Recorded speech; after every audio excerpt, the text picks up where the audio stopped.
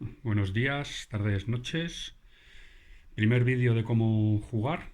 De un vídeo de prueba, veremos qué pasa con este vídeo y qué hacemos con él. Pero bueno, hemos elegido para este primer vídeo un juego nacional, español. Polis es una reedición de un clásico de Fran Díaz de dos jugadores, exclusivamente para dos jugadores, una duración de unos 120 minutos a partir de 14 años. Esta edición que nos trae Devir es una auténtica pasada. Iremos viendo pues, los componentes, iremos aprendiendo cómo jugar. Y antes de nada me gustaría enseñar el inserto que trae el juego, que es una auténtica maravilla. Pues vamos a ver ese inserto en el que viene el juego, que como podéis ver, todo cabe perfectamente. ¿Vale?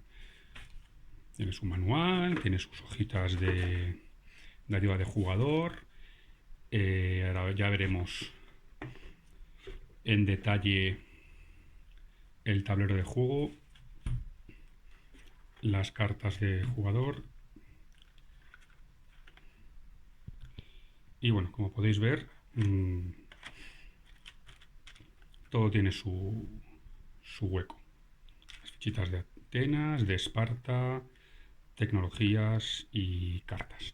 Vamos a hacer el despliegue y volvemos. Pues este es el despliegue de Polis. He dejado aquí la parte superior las cartas de ayuda de cada uno de los jugadores, por sendas caras. Y bueno, vamos a ir por los componentes comunes del tablero y luego iremos a cada una de las dos facciones. Bien. En un primer momento tenemos un marcador de ronda. El juego se distribuye en 3 rondas, ¿vale? Ronda alfa, ronda epsilon, aunque es una sigma, ¿no? Vamos a perdonarlo, y ronda omega. Una zona de mercado. Pondremos un cubito negro en cada uno de los recursos en la posición inicial. Tenemos diferentes zonas de mercados exteriores. Pondremos cubitos negros dejando mostrado únicamente el número 3, que coincide con el número de ronda que viene en esta parte superior derecha. Tenemos Iliria, Thraki, Eusinos, que no tiene nada para la primera ronda, está bloqueado, Persia y Egipto. Pondremos una carta de evento por cada una de las rondas que colocaremos en orden.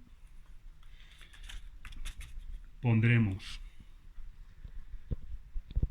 los 3 proyectos aleatorios en la parte correspondiente a la ronda alfa y dejaremos aparte en una pila barajada el resto de proyectos, dado de 4, ficha de pasar ronda, las cartas de combate en un mazo barajado y al alcance de ambos jugadores las cartas de Polis, que en estos momentos no pertenecen a ninguno de ellos. Las cartas de Polis, aprovechamos para ver el detalle, nos indica por orden la población de la polis en cuanto puede crecer por ronda, población máxima, en la esquina inferior izquierda dónde está en el mapa, el nombre de la polis, en este caso Siracusa, dónde se encuentra y qué proyectos podemos construir en esta polis. Veremos que hay algunas que no se pueden beneficiar de proyectos, como es el caso de Nazpactos en Tesalia. Y los jugadores tomarán sus 3 polis iniciales. En el caso de los atenienses, pues evidentemente Atenas poniendo tantos cubos de población como lo que venga en la población de la carta, Calquis y Quíos. Perdón, esto estaba mal, Calquis es un cubito. Dejará el resto de componentes que no voy a utilizar. En su tablero de jugador pondrá cubitos indicando que vamos a empezar con 3 de prestigio, 4 de metal, madera y vino, 0 de plata y 4 de trigo.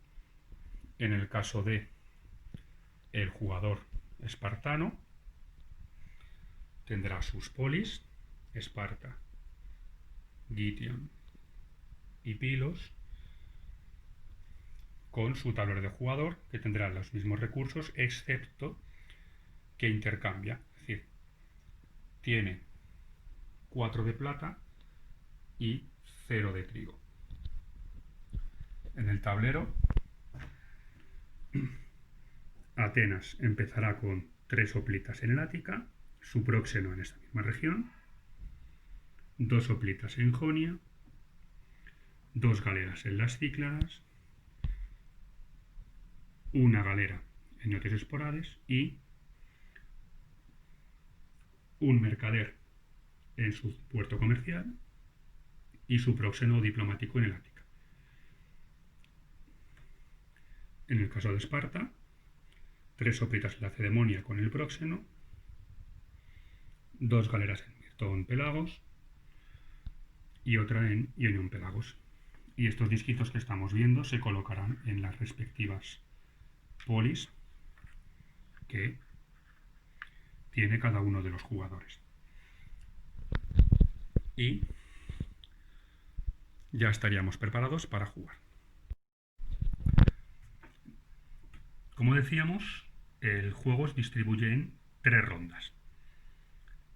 Una vez concluidas las 3 rondas, llegaremos a el final de la partida si no hay ningún evento que lo desencadene, y el jugador que después del recuento tenga mayor número de puntos de prestigio será el jugador que venza la partida.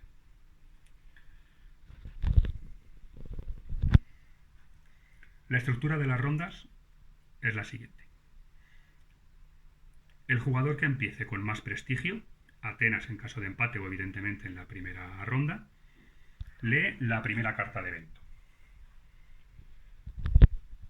Nos venimos a las cartas de evento, le damos la vuelta y leeremos y ejecutaremos lo que venga. Si estuviésemos en rondas posteriores, esta carta se volvería a la caja, revelaríamos y resolveríamos la carta de evento. Posteriormente, los jugadores entran en la fase de acciones. Cada jugador se va alternando en 2 turnos, en cada cual pueden hacer hasta 2 acciones distintas. Es decir, si el primer jugador decide crear hoplitas, en su segunda acción del turno podrá hacer cualquier otra de las acciones, menos volver a crear hoplitas. Una vez un jugador ha pasado, como veis aquí, el oponente puede seguir jugando acciones, pagando un recurso antes de efectuar cada una de ellas. Para recordarlo, se le entregará esta fichita, bien por el lado de Atenas, bien por el lado de Esparta, donde, como podemos ver, hay un +1 que nos lo recuerda. Bien, vamos a pasar a ver cada una de las acciones. Bien, primera acción, crear hoplitas. Para crear hoplitas, el jugador que desee hacerlo tendrá que pagar 1 de metal o 1 de plata. De inicio, por ejemplo, el jugador ateniense con su setup inicial puede pagar 1 de metal, pero no puede pagar plata porque no tiene. Tendría que pagar uno de metal por cada hoplita que desee crear. Para ello, cogerá cubitos de cualquiera de sus polis y lo pondrá en la región correspondiente. Por ejemplo, puede coger cubitos de Atenas para ponerlos en el Ática o cubitos de Quíos, de población, para ponerlos y convertirlos en hoplitas en Jonia, con dos restricciones importantes. Número 1. No puede quedarse una polis sin población. Esto no podemos hacerlo. Esto sí podemos hacerlo. Y restricción número 2. Cada ronda tiene un límite de apilamiento, que es este número en rojo que aparece debajo del nombre de la ronda.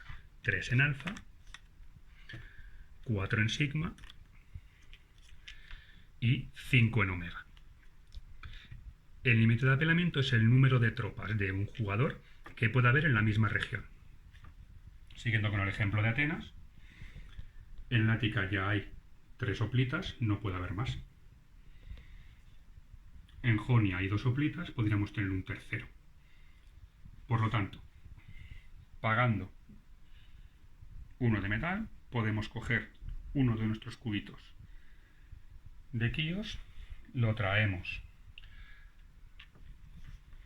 a Jonia. Importante ver que, aunque las regiones tengan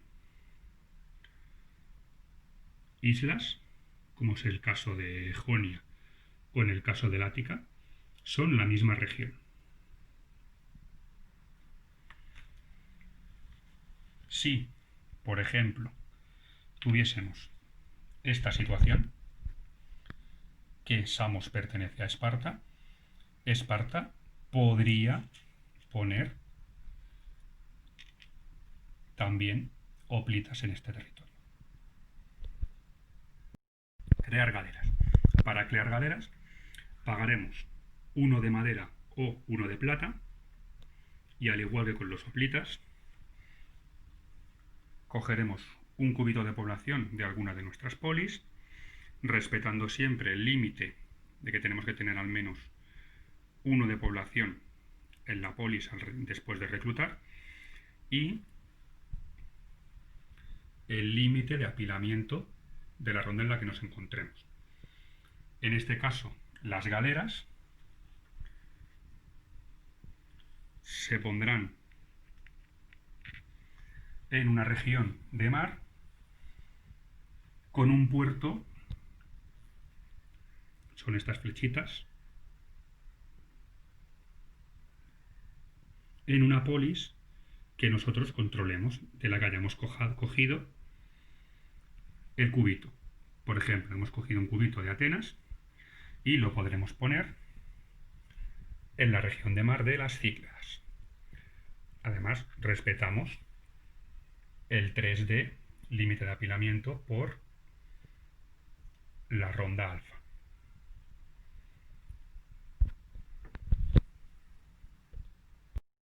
También podremos crear mercaderes.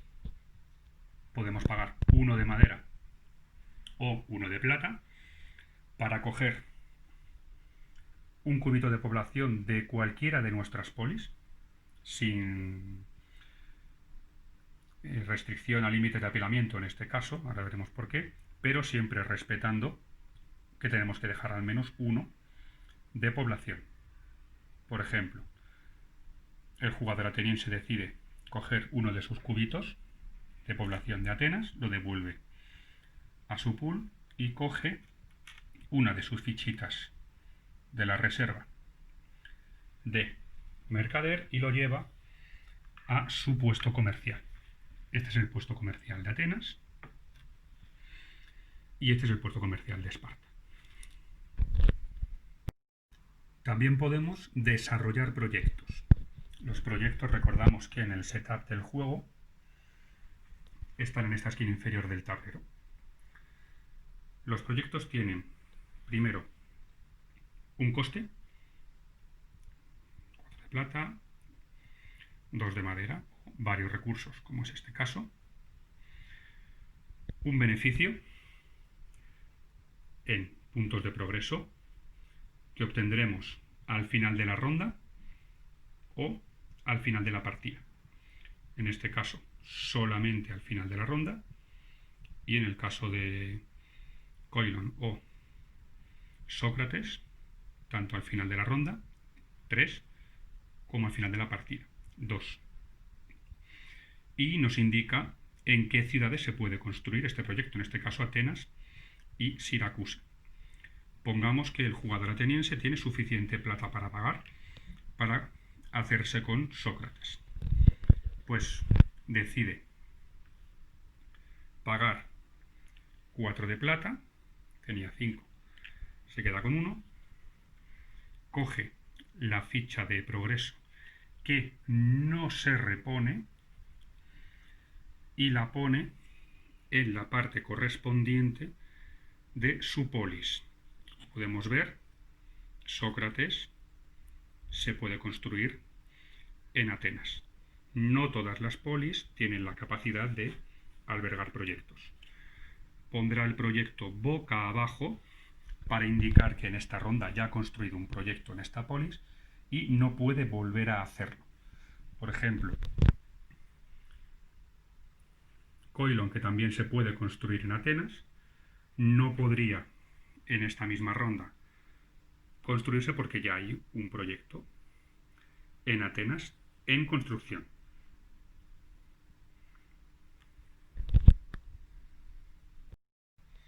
También podemos mover hoplitas, para lo cual tendremos que gastar un punto de prestigio. Recordemos que el prestigio es lo que nos va a dar la victoria al final de la partida, por lo que tenemos que ser muy cuidadosos con respecto a cuándo y cómo lo gastamos. Por ejemplo, Atenas quiere mover a sus hoplitas, pues ha gastado 1 de prestigio. Y ya podría mover sus hoplitas. Para el movimiento tenemos que tener en cuenta 3 cosas. 1. Región de origen, por ejemplo, Ática y Jonia. Región de destino, por ejemplo, Macedonia. Y las regiones por las cuales van a cruzar. Por ejemplo, estas unidades del Ática recorrerían Beocia, Tesalia y su destino es Macedonia. Las unidades en Jonia podrían cruzar este mar y llegar a Macedonia. Hay 3 puntos a tener en cuenta. El primero de ellos, las regiones por las que se cruza tienen que ser todas vientre de tierra, todas de mar. Es decir,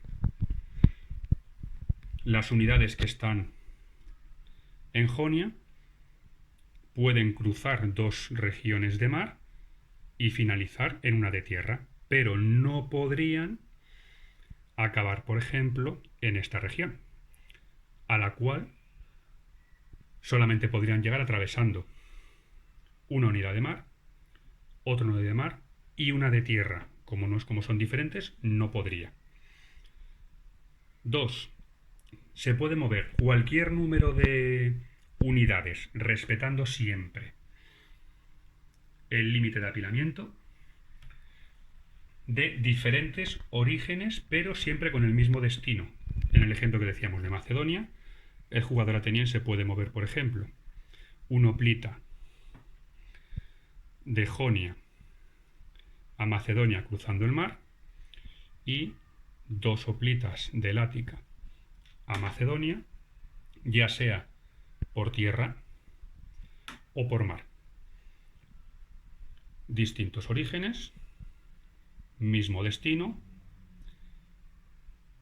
igual tipo de región por la que se cruza. Y 3. Las regiones por las que vayamos a cruzar no pueden estar controladas por el oponente. En esta situación, las tropas en Jonia no van a poder llegar a Macedonia porque este mar está controlado por el jugador espartano. Y tampoco pueden ir por aquí porque tendrían que cruzar también una región de mar, aparte de 2 de tierra. Si el jugador ateniense quiere hacer el movimiento de ejemplo que hemos hecho antes, tendría en primer lugar que mover estas galeras. Esta región ya no está controlada por Esparta. Para tener el control de una región tengo que tener superioridad de tropas. Y ahora sí puedo completar el movimiento que hemos puesto antes de ejemplo. Como se puede observar, las unidades de hoplitas pueden moverse libremente, tanto por mar como por tierra. Hay que tener en cuenta que al ser unidades terrestres, su región de origen, como es lógico, y su región de destino tienen que ser terrestres. También podemos mover galeras, gastando, al igual que anteriormente con los hoplitas, 1 de prestigio, puedo mover mis galeras. Las restricciones son las mismas que al mover hoplitas.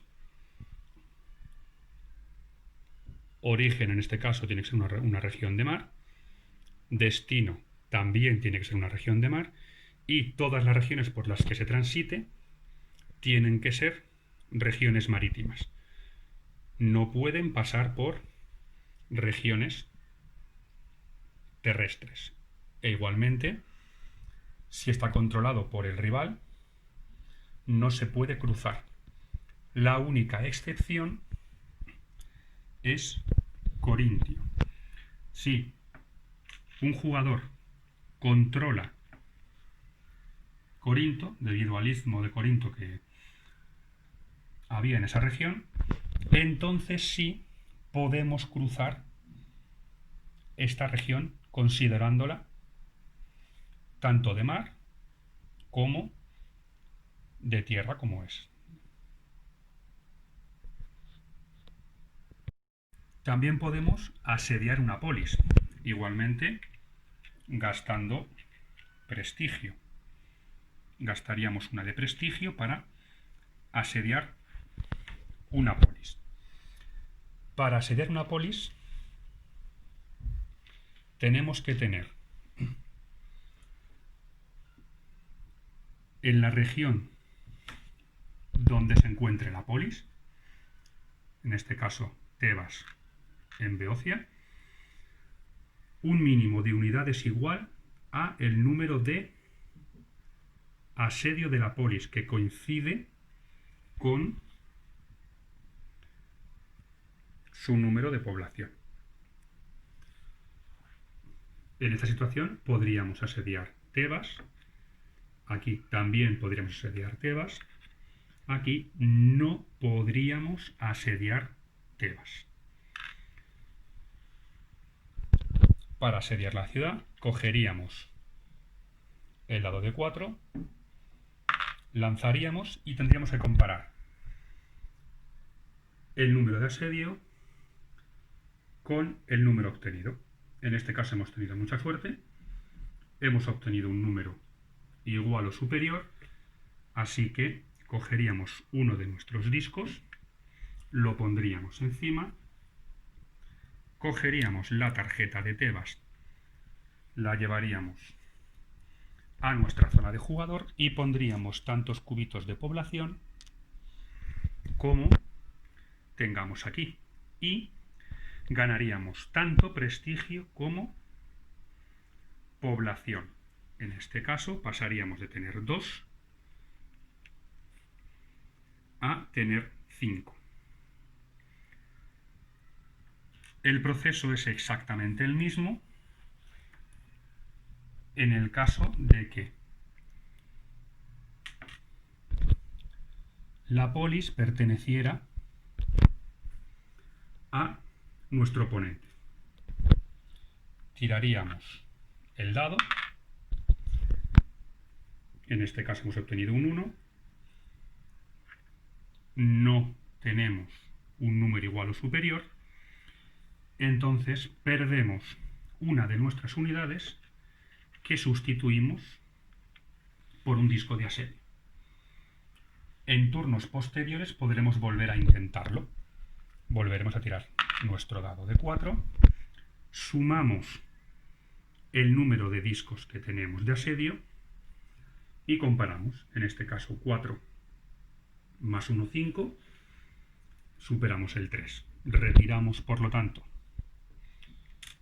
el disco de nuestro rival. Ponemos uno nuestro y obtenemos el prestigio de la polis. Y en este caso, en lugar de tener la población inicial, sustituiremos los cubos de población que tuviera nuestro oponente por el mismo número de nuestro color. Si por alguna razón la ciudad conquistada, la polis conquistada, tuviera el próxeno de nuestro rival,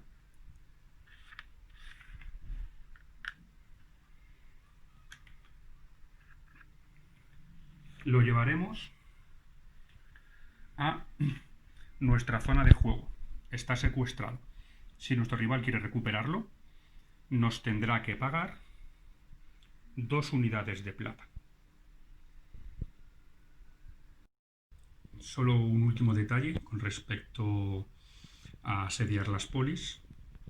Si se da la circunstancia de que una polis asediada tiene algún proyecto, ya sea vigente o en construcción, el jugador que se lleva esa polis asediada se lleva también los proyectos.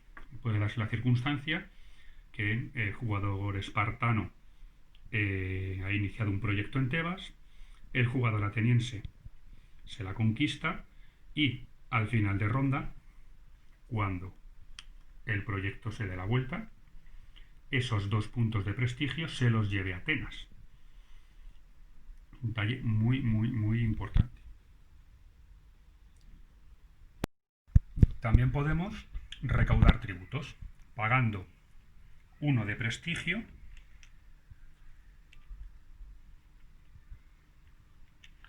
los ciudadanos no se toman a bien, ya sabemos que recaudemos impuestos.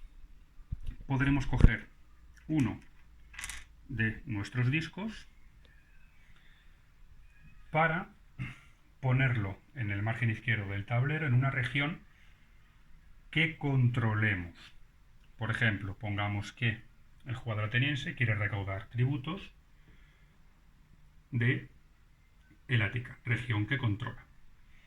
Lo pondría en este hueco.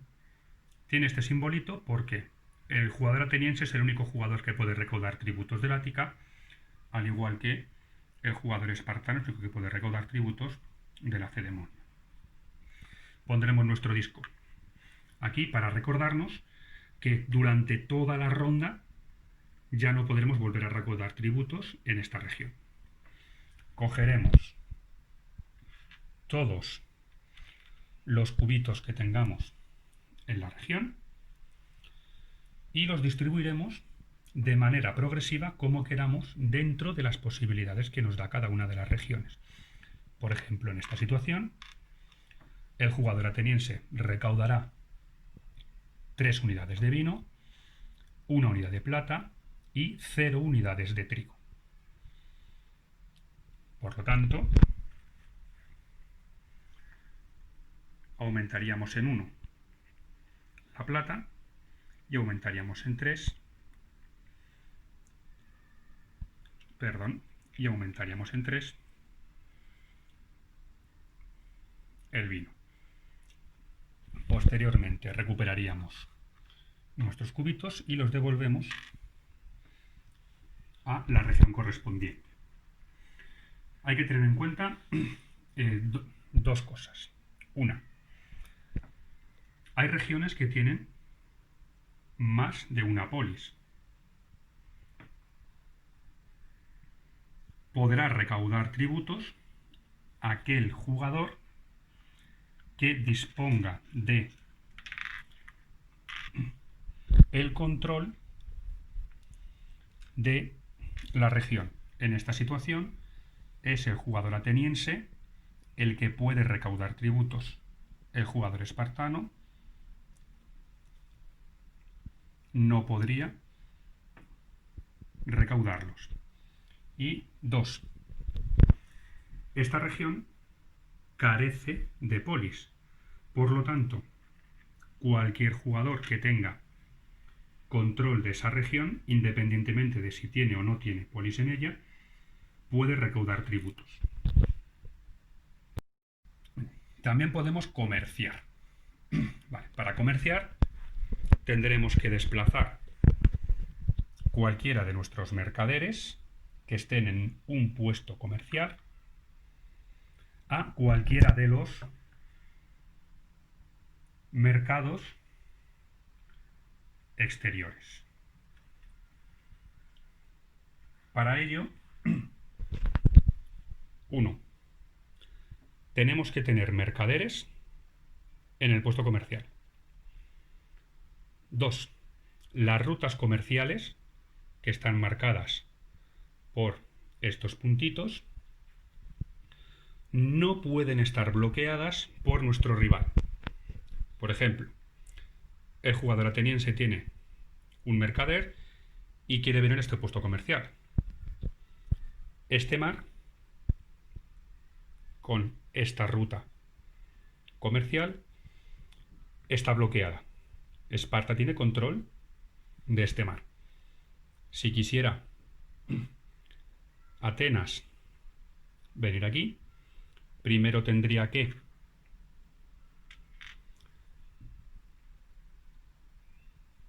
igualar las tropas para que Esparta deje de tener control o quitarle el control de ese mar para ahora sí poder desplazar su mercader al mercado exterior.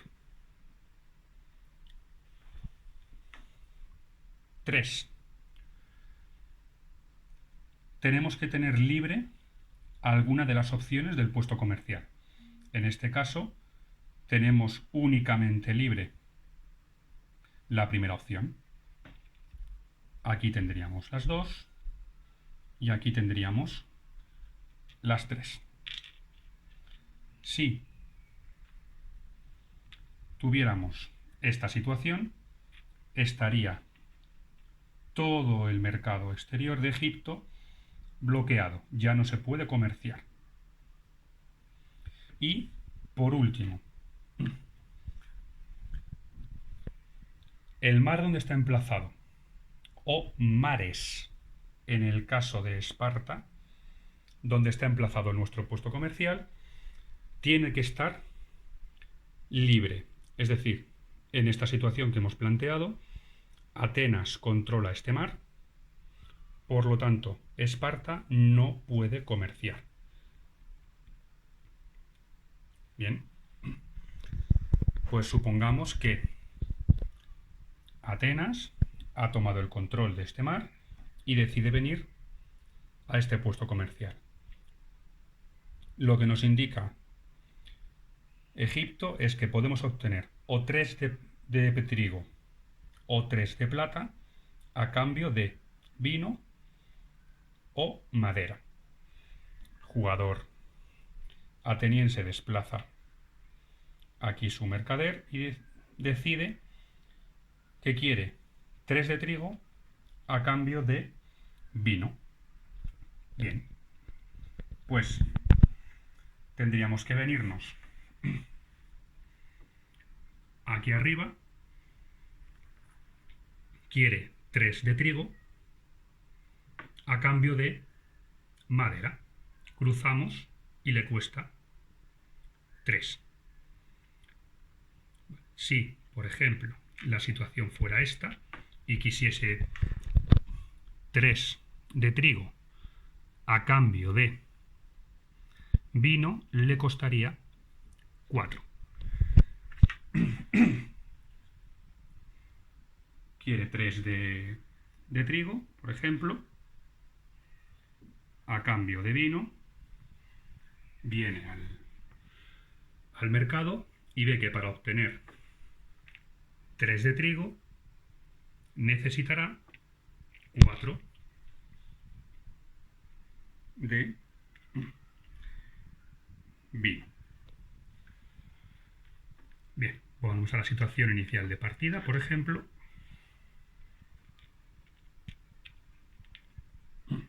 Bien. Tenemos que el jugador ateniense quiere obtener 3 de trigo a cambio de vino y le cuesta 3. Vale, pues reducimos en 3 unidades. Después de hacerlo, tenemos que tirar el dado de 4. 2 veces. Hemos obtenido un 3 y hemos obtenido otro 3. Vale. Escogeríamos el resultado de menor valor y en ese resultado incrementamos el recurso por el que hemos comerciado. A partir de ahora, si alguien quiere obtener 3 de trigo o de metal a cambio de vino, como la oferta y la demanda ha cambiado, ahora le costará 4 unidades. Lo que podemos hacer es mover al próxeno e instigar una guerra civil. Vamos a verlas juntas porque ambas implican al próxeno. Para mover al próxeno,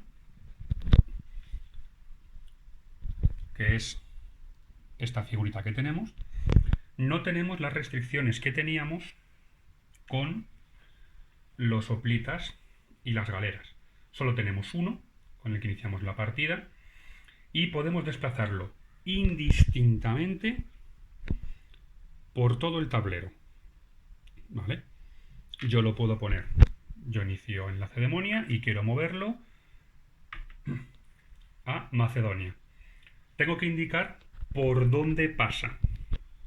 Da igual que las regiones de origen, de destino por las que cruce sean de tierra o de mar. Es completamente indiferente, puede cruzarlas todas. ¿Por qué es importante? Porque si cruza regiones en las que hay unidades enemigas, tiene que sobornarlas. Por ejemplo, si yo quiero moverme de Lacedemonia a Jonia, decido que salgo de Lacedemonia, no hay ningún tipo de soborno que hacer, paso por este mar, no hay ningún tipo de soborno que hacer, paso por este mar, que tiene una unidad de Atenas, por lo tanto, tengo que pagar una unidad de plata, y termino en Jonia, donde tengo 2 hoplitas de Atenas. Por lo tanto, tengo que pagar otras 2 unidades de plata. Ojo, lo paga para sobornar a las unidades militares de mi oponente. No incremento la plata de mi rival. Solamente estoy sobornando a las tropas de mi oponente para que me dejen pasar. ¿Por qué me interesa mover al próxeno? Porque el próxeno me va a permitir instigar guerras civiles.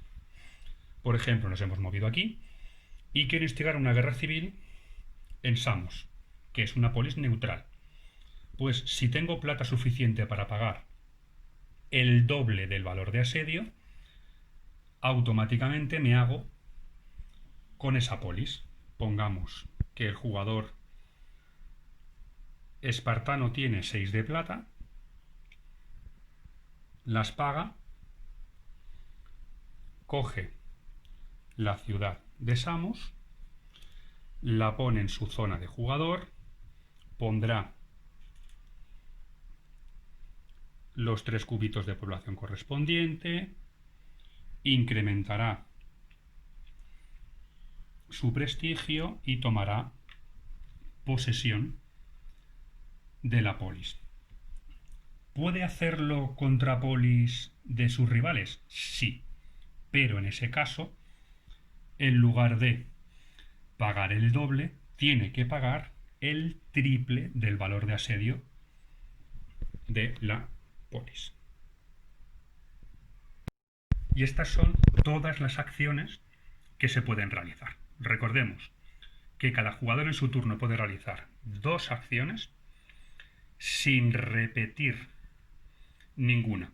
Le pasará el turno a su rival y este podrá hacer 2 acciones y le pasará el turno a su rival. En cuanto uno de los jugadores pase, le tendrá que ceder esta fichita de pasar turno por el lado correspondiente.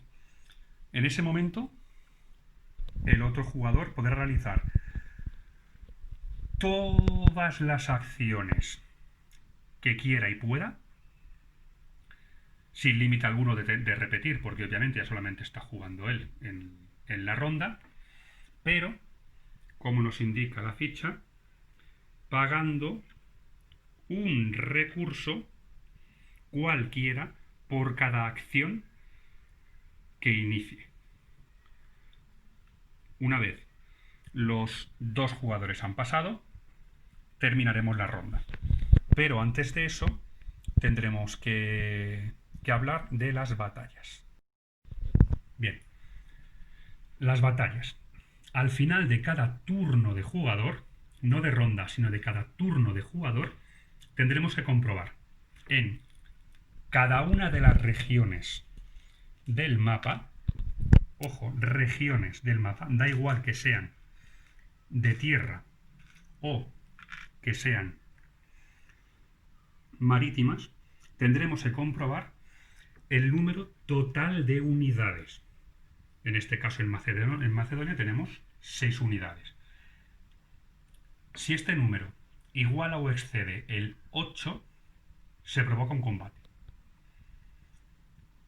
Como es normal, teniendo un límite de apilamiento de 3 en la ronda alfa, jamás podremos tener combates en la primera ronda. Los podremos empezar a tener a partir de la ronda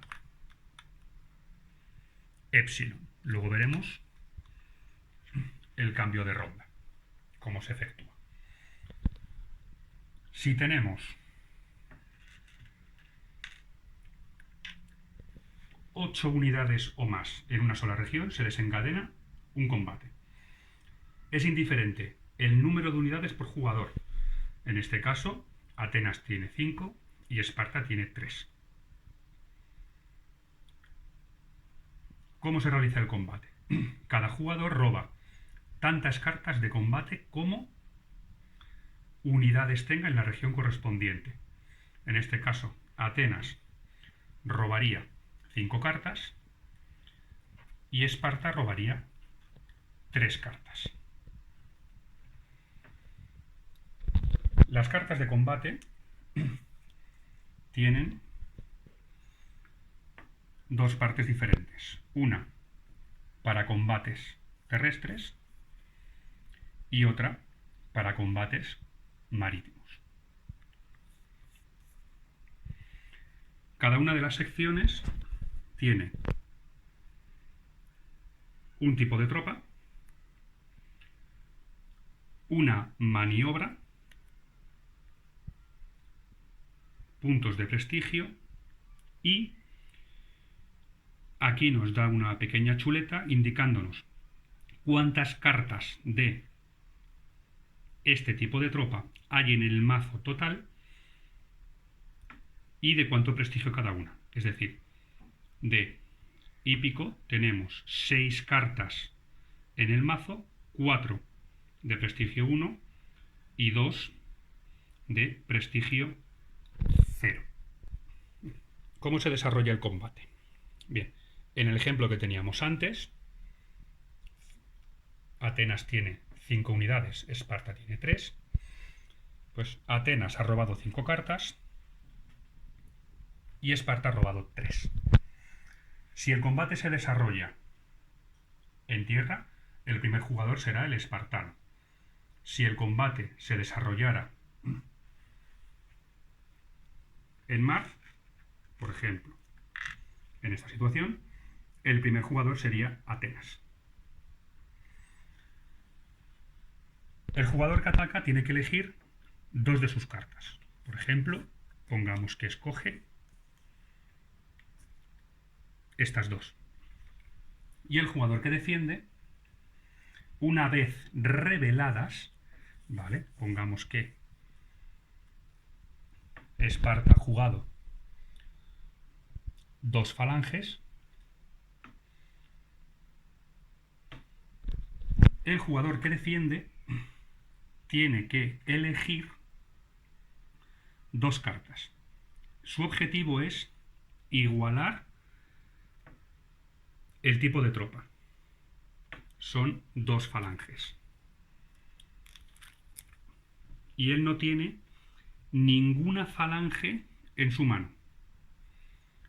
Entonces, pongamos que decide enfrentar estas cartas. En ambas situaciones ha perdido. Por cada situación en la que pierda, perderá una unidad. Y el jugador atacante ganará tantos puntos de prestigio como la diferencia entre las cartas enfrentadas. En este caso 0, en este caso 1. Por lo tanto, Esparta habrá ganado un punto de prestigio. El primer turno no ha sido nada bueno para el jugador ateniense. El jugador que ha atacado, en este caso Esparta, roba 2 cartas y el jugador que ha defendido roba tantas cartas como el número de unidades que le quedan. En este caso, a Atenas le quedan 3, tiene 3 cartas, no roba más. Y ahora es Atenas quien debería de atacar, realizando exactamente el mismo proceso. El combate termina cuando uno de los jugadores se queda con una o ninguna unidad, o si decide retirarse, perdiendo con ello un punto de prestigio. También termina el combate si no quedan cartas que robar.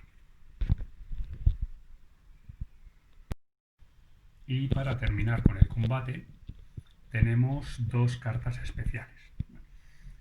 Por un lado, Mistóforos, que vienen a ser unos mercenarios, que es una carta que jugaremos principalmente en defensa. Es como un comodín. Igualaremos la carta que nos juega en ataque a todos los efectos y no tendremos ningún tipo de consecuencia. Si se juega en ataque pasa lo mismo, o sea que es un poco innecesaria y fructuosa jugar en ataque. Y la otra carta especial es Salpings, o como un tipo de tropa que alenta al resto de las mismas.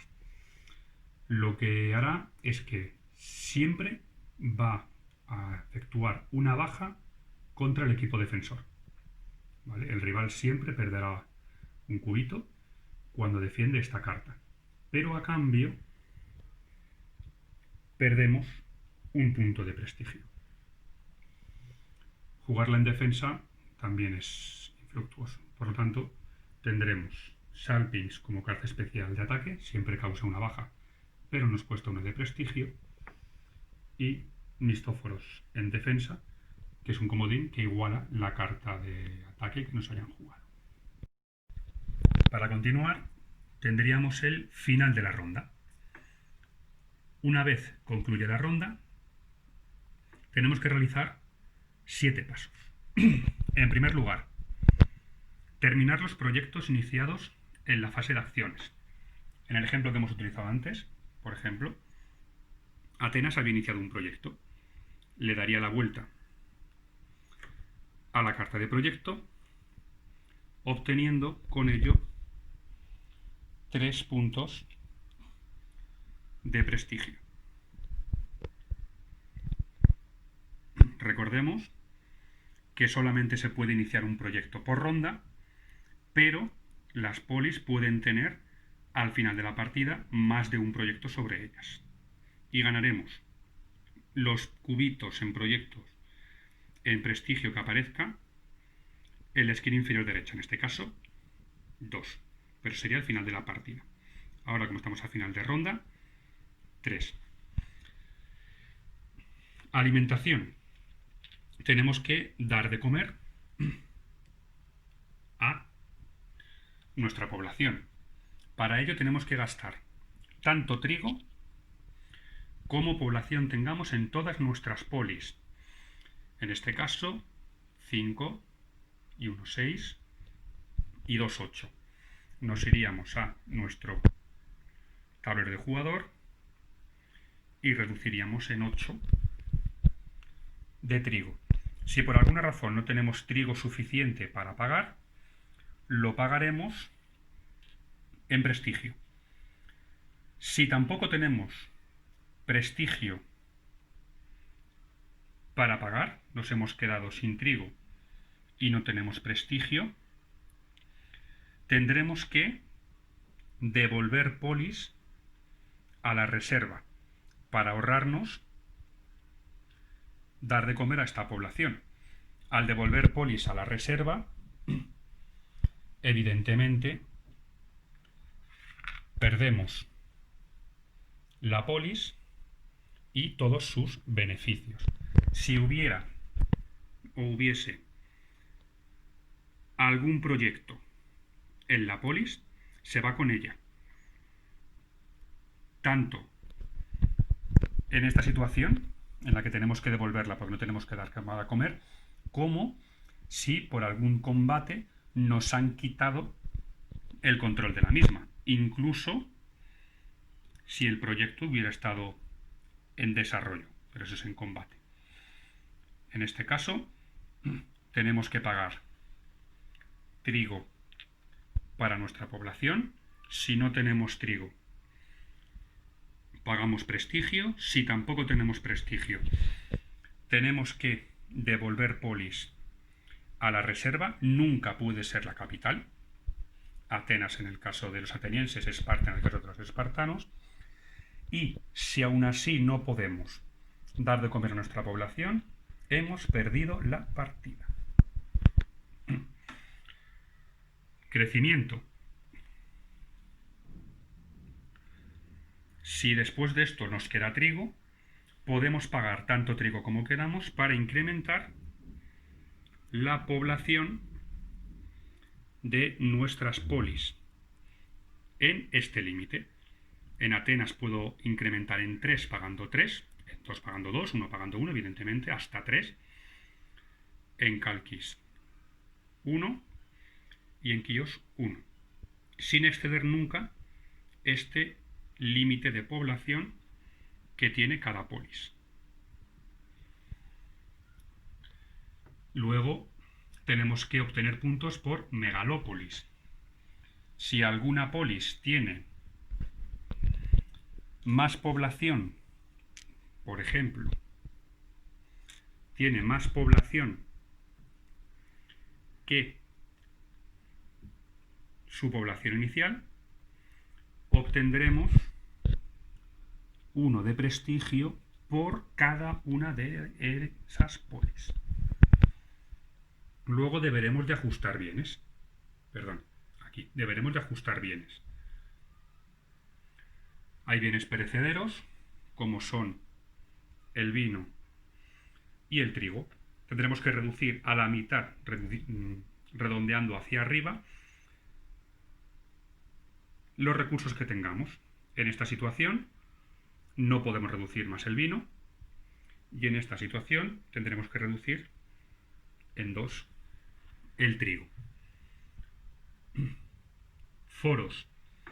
Podemos obtener plata a cambio de prestigio. Si pagamos 1 de prestigio, podremos obtener 2 de plata, o pagando 2 de prestigio podremos obtener 3 de plata. Y ya por último tendremos que preparar la siguiente ronda. Actualizamos el marcador. Si está en alfa lo ponemos en sigma. Si está en sigma lo retiramos. Devolvemos los mercaderes que pudieran estar en mercados a sus puestos comerciales. Retiraremos discos por haber recaudado durante esta ronda. Retiraremos el primer cubo negro disponible de cada una de los mercados exteriores y retiraremos los proyectos del juego que no se hayan completado. El jugador con menos prestigio robará tantos proyectos nuevos como el número de la siguiente ronda más 1. Por ejemplo, si hemos pasado de alfa a sigma, 1, 2, 3, 4, robaremos 5 proyectos. 1, 2, 3, 4. 5 proyectos. Mirará los 5, decidirá, por ejemplo, retirar uno del juego y los otros 4 pasarán a estar disponibles para la siguiente ronda. En el caso de que nos hayamos encontrado en la ronda omega, una vez hemos visto nuestras megalópolis, pasaremos a el fin de partida.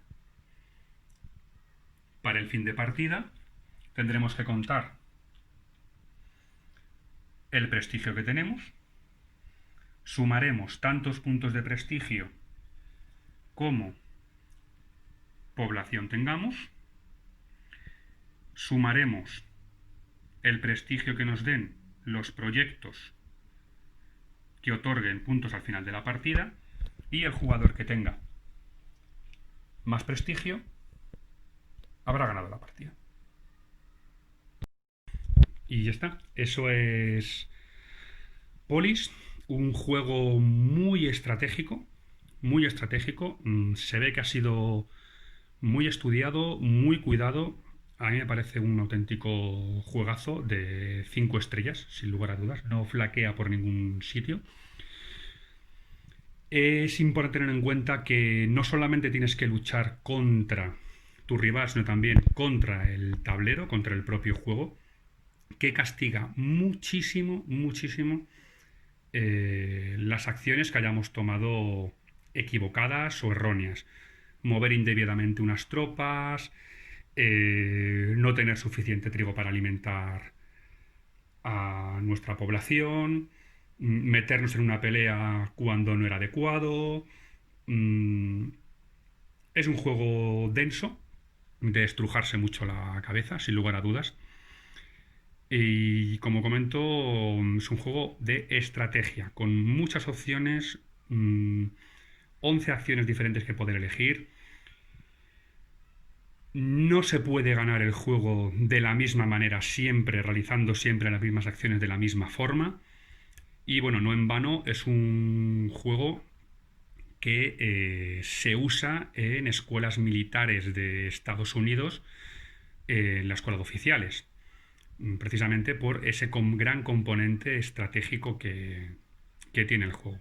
Para mí, uno de los mejores juegos que hay en el mercado, sin lugar a dudas, y que eh, se merecía estar en este primer vídeo.